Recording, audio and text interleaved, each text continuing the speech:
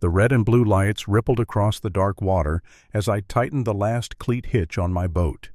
The night was quiet except for the echo of boots hitting the dock.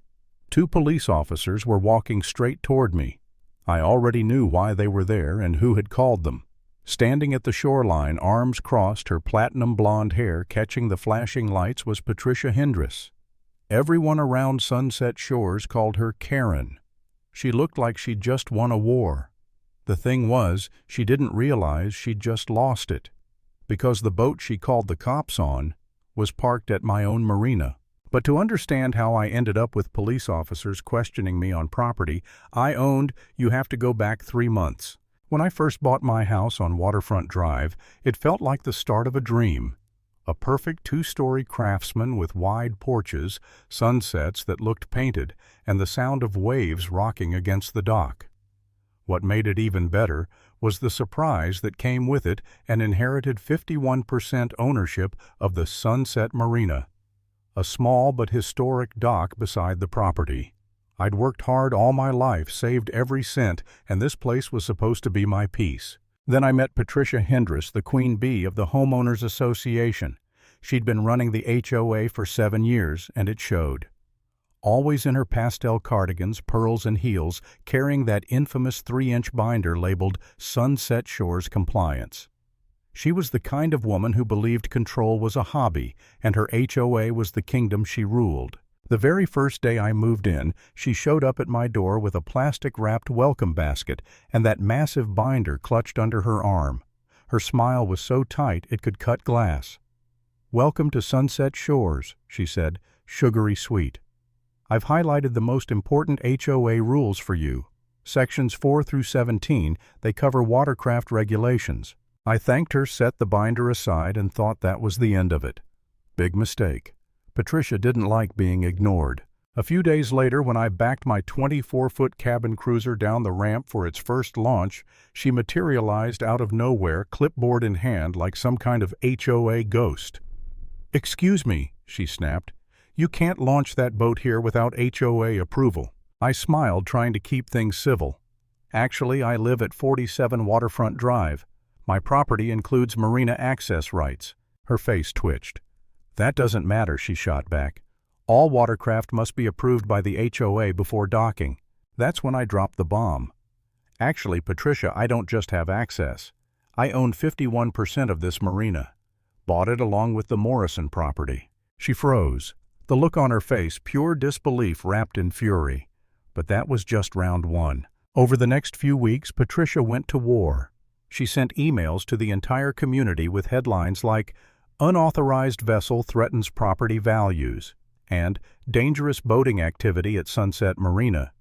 She even staged informal gatherings by the docks so neighbors could observe the issue. I'd be working quietly on my boat while people strolled by whispering like I'd committed a crime. Then came the official complaints to the HOA board, to the City Marina Commission, even to the Coast Guard Auxiliary. Every time I calmly sent copies of the ownership documents, the marina deed, everything in black and white. But Patricia wasn't fighting facts, she was fighting pride. One morning I caught her standing at the dock with a tape measure muttering about aesthetic violations. Another day, her nephew, her so-called marine consultant, showed up with a clipboard and fishing hat, pretending to take notes. By the time the next HOA meeting rolled around, the tension was thick enough to slice. Patricia stood at the podium with a PowerPoint titled, "The Boat Problem, a Clear and Present Danger to Our Community." She pointed to blown-up photos of my boat circled in red arrows everywhere. "This vessel is a safety risk," she declared. "It does not meet community standards and lowers our property values." When she finished her 40-minute performance, I stood up, quietly walked to the projector, and connected my phone. "If I may," I said. The screen changed to show the original marina deed and incorporation papers. As you can see, the marina is a separate legal entity from the HOA. The majority owner, me, has full authority over operations. The HOA has no jurisdiction here. The room went dead silent. I could see people glancing at each other, murmuring.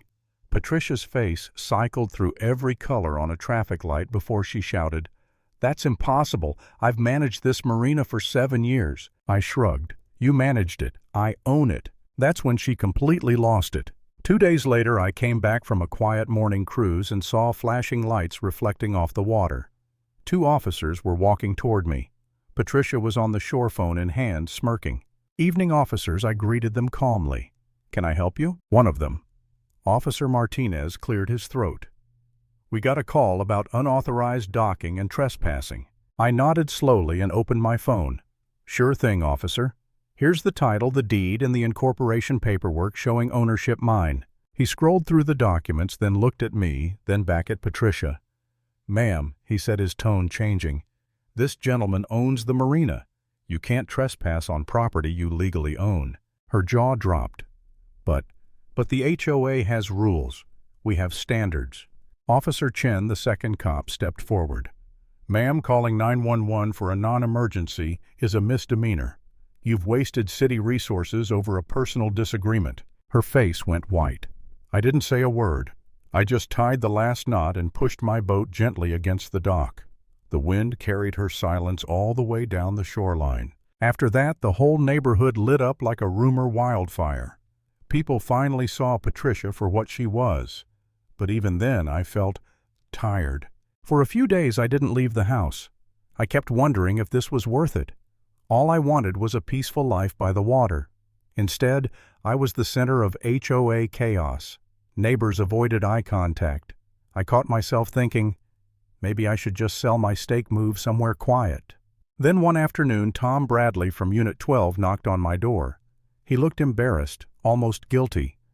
"Patricia once tried to ban my kayak," he said, "because it was too yellow." The next day, Sarah Chan from Unit 33 stopped me at the mailbox. She made me write a 1-page essay on why I deserved a boat slip. Story after story poured out. I realized it wasn't just about me. It was about everyone who'd been bullied into silence. That's when something inside me shifted. I wasn't just defending my boat. I was standing up for an entire neighborhood tired of living under one woman's thumb. I called an emergency meeting at the community center. The turnout was insane, people standing in the back whispering nervously. Patricia sat near the rear, arms folded, eyes burning holes through me. I cleared my throat. "I've heard from many of you," I began, "about rules that make no sense, about favoritism, about the fear of speaking up. Tonight, that ends." I laid out my plan. Rebuild the Marina infrastructure fair, slip assignments, no aesthetic policing. If your boat is seaworthy and you respect your neighbors, you're welcome here. For a moment there was silence. Then someone started clapping. Then another. Within seconds, the entire room erupted in applause. Patricia shot up from her seat.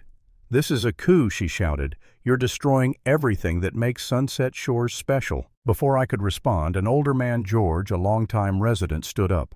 His voice was calm but strong. "Patricia, the only thing being destroyed here is your stranglehold on this community." The room went wild. People began recounting every petty battle she'd started: the Great Garden Gnome ban of 2019, the mailbox color war of 2020, the infamous bird feeder prohibition that made 3 families move away. By the time they were done, Patricia was shaking. Her voice cracked. "You can't do this. I'll sue. I'll call the state HOA board." Then the vice president, Michael Torres, stood and spoke over the noise. "I move for a vote of no confidence in our current HOA president based on misuse of authority and legal liability." You could hear a pin drop. Ballots were passed around. One by one, the votes came in: 17 in favor, 2 against, 1 abstention, Patricia's sister. When the final count was read, Patricia stood frozen. Michael continued, "I also move that we separate HOA governance from Marina operations, recognizing Mr. Johnson's ownership and authority." That motion passed unanimously. Patricia's jaw clenched. She grabbed her designer purse, muttering, "This isn't over. You'll regret this." But for once, her words carried no power. Weeks later, her downfall became official. The city fined her $3,000 for misusing 911 and added 40 hours of community service. Her reputation as a real estate agent collapsed overnight. The HOA board formally removed her, and without her income or standing, she sold her home and moved to a landlocked community in Arizona. The day I received her last letter, it was an application for a Marina slip signed Patricia Hindress. I stared at it for a long time, then stamped it with one word: Denied. Beneath it I wrote, "Due to a documented history of harassment and false reporting, this application cannot be approved. Decision is final." When she got it, she stormed into the Marina office, face red, voice shaking. "You can't do this to me. I built this community. I didn't even look up from my paperwork." "You're welcome to dock at the public marina 6 miles north," I said quietly. "I hear they've got an excellent HOA compliance program." That was the last time I ever spoke to her. In the months that followed, the marina thrived. Families came back, kids fished off the docks again, laughter replaced whispers. The sunsets felt peaceful for the first time in years. I hung a small wooden sign on my slip. Private slip owner operated. Sometimes when the sky turns gold and the water catches fire with light, I still think about that night, the flashing police lights, the sound of her voice shrieking about community standards. All that noise, all that control undone by a single call she thought would ruin me. Funny thing is, it ruined her instead. And if there's one thing I learned from all this, it's simple. When someone tries to control everything, eventually they lose control of themselves.